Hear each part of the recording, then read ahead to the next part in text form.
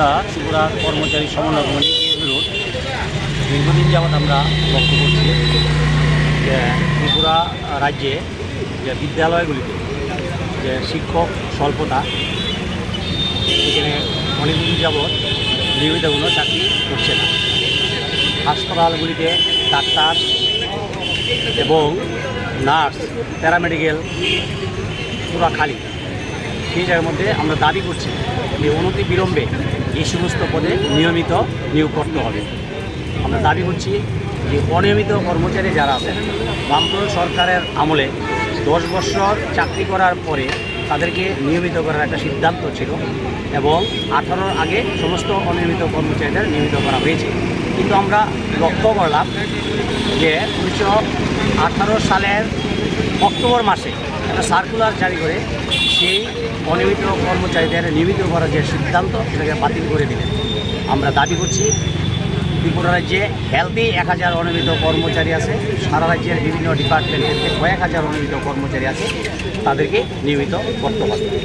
আমরা দাবি করছি যে বিদ্যাজ্যোতি প্রকল্প যেটা আছে, যে বৈষম্যমূলক শিক্ষা, একই এলাকার মধ্যে বিদ্যাজ্যোতি প্রকল্পের একই ধরনের শিক্ষা হবে এবং তার পাশে যে বিদ্যালয়টা সেটা অন্য ধরনের শিক্ষা হবে।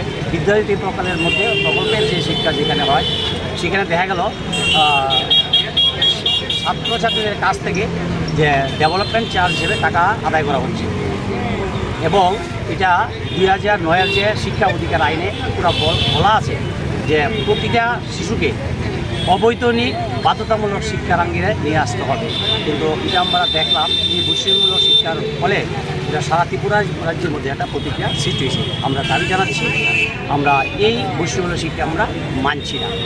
আমরা দাবি করছি ত্রিপুরা রাজ্যে প্রায় 900 মতো স্কুলকে 4টা জেলাতে, উত্তর ত্রিপুরা জেলা, দক্ষিণ ত্রিপুরা জেলা, গোমতী জেলা এবং পশ্চিম ত্রিপুরা জেলার রাজ্য সরকারের শিক্ষা দপ্তর এখানে প্রায় 900 মতো স্কুলকে তারা সেখানে বন্ধ করে দেবেন সার্কুলার জারি করেছেন। সেখানে বিভিন্ন ডিওর কাছে তারা লিস্ট পাঠিয়েছেন।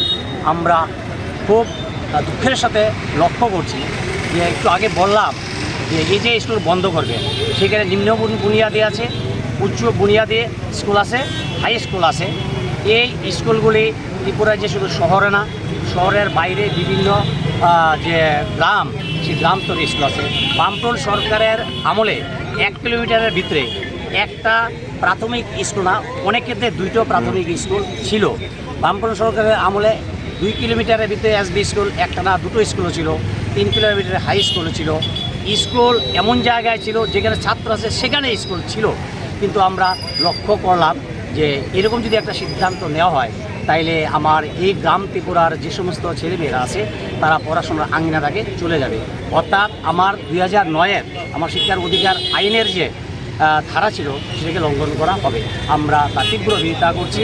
প্রত্যেকটা শিশুর শিক্ষার অধিকার আছে, সেই অধিকার রক্ষা করার জন্য বিদ্যালয়গুলি সেখানে রাখতে হবে। ছাত্র সংখ্যা যাই হোক, বিদ্যালয়গুলি সেখানে রাখতে হবে। দ্বিতীয় আমরা যেটা দাবি করছি যে আমাদের পেনশন 2018 সালের 1 জুলাই থেকে ত্রিপুরা রাজ্যে সমস্ত শিক্ষক কর্মচারী পেনশন পেতেন।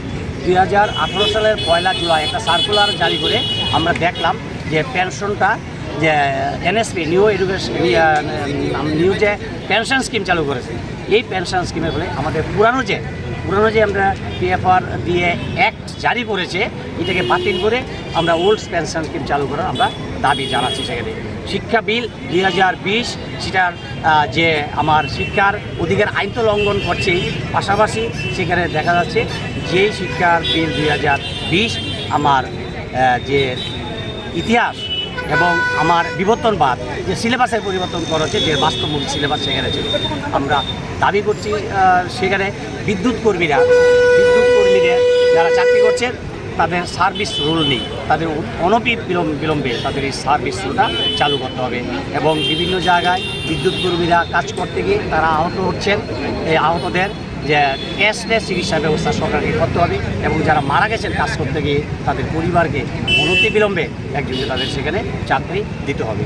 আমরা সেখানে দাবি করছি যে ত্রিপুরা রাজ্যে যে অগণতান্ত্রিক যে একটা ব্যবস্থা চলছে, আমাদের সারা ত্রিপুরা রাজ্যে সেই সাব্রম, ধর্মনগর বিলুনিয়া, বিশালগড়, জিরানিয়া, কমলপুর, বিভিন্ন জায়গায় তেলিয়ামুড়া আমাদের সমিতি ও অফিসগুলিকে জবরদখল করে রাখা হয়েছে, আগুন দিয়ে পোড়ানো হয়েছে। এবং আমাদের যে সংগ্রামের সাথীরা তারা কোনো আন্দোলন করতে পারছেন না, আন্দোলন করতে গেলেই তাদেরকে সেখানে মার মুখে আঘাত করছে। এই গত 13ই মে আমার উদয়পুরে আমার সংগ্রামী সাথীদের সেখানে এখনও মনে তারা এসেছেন, তাদের মধ্যে কাল সেখানে দাগ পড়ে আছে, তারা সেই কলঙ্কের দাগ নিয়ে আজকে সেখানে এসেছেন। শিক্ষক কর্মচারীরা কাজ করেন, কিন্তু তারা সেখানে আমাদের রাষ্ট্রবাদী যারা বলে, রাষ্ট্রবাদী নামে আমরা বলতে চাই তারা রাষ্ট্রবাদী হতে পারে না, তারা আতঙ্কবাদী। রাষ্ট্রবাদীরা কখনো এরকম সৃজনশীল কাজের বিরুদ্ধে কাজ করে না, কিন্তু এই কাজগুলো তারা করছে। আমরা লক্ষ্য করেছি আমার গৌরনগর ব্লগে আমার মাননীয় মুখ্যমন্ত্রী দপ্তর আরডি দপ্তরের কর্মী লোকেশ নাগ তাকে সেখানে মারলেন, পিঙ্কি পাল চৌধুরী তাকে সেখানে মারলেন, এবং যারা এই মুখ্যমন্ত্রীর দপ্তর আরডি দপ্তরের কর্মী সেখানে মার খেলেন। এবং আমরা দেখলাম যে স্বরাষ্ট্র দপ্তরও মুখ্যমন্ত্রী দপ্তরে, কিন্তু দেখলাম আমরা সেখানে তারা কিন্তু বিচার পারি অ্যারেস্ট হন, একজন কর্মীও অ্যারেস্ট হননি। আমরা তার বিরুদ্ধে প্রতিবাদ জানাতে চাই। ত্রিপুরা রাজ্যে গণতান্ত্রিক পরিবেশ যাতে অবাধ থাকে, আমরা যাতে অবাধভাবে কাজ করতে পারি, স্বাধীনভাবে আমরা যাতে কাজ করতে পারি, এবং সারা ত্রিপুরা রাজ্যের যে বাতাবরণ তৈরি হয়েছে আপনারা জানেন, সাংবাদিক আপনারা জানেন, সেই বাতাবরণে আমরা পরিবর্তন করতে চাই। সেই জন্য আমরা মাঠে নেমেছি। মাঠে আমরা যতদিন পর্যন্ত আমাদের দাবি মানা হয় ততদিন পর্যন্ত আমরা মাঠে থাকবো। আমি ত্রিপুরা কর্মচারী সমন্বয় কমিটি কেএসবি রোডের চেয়ারম্যান রঞ্জিত।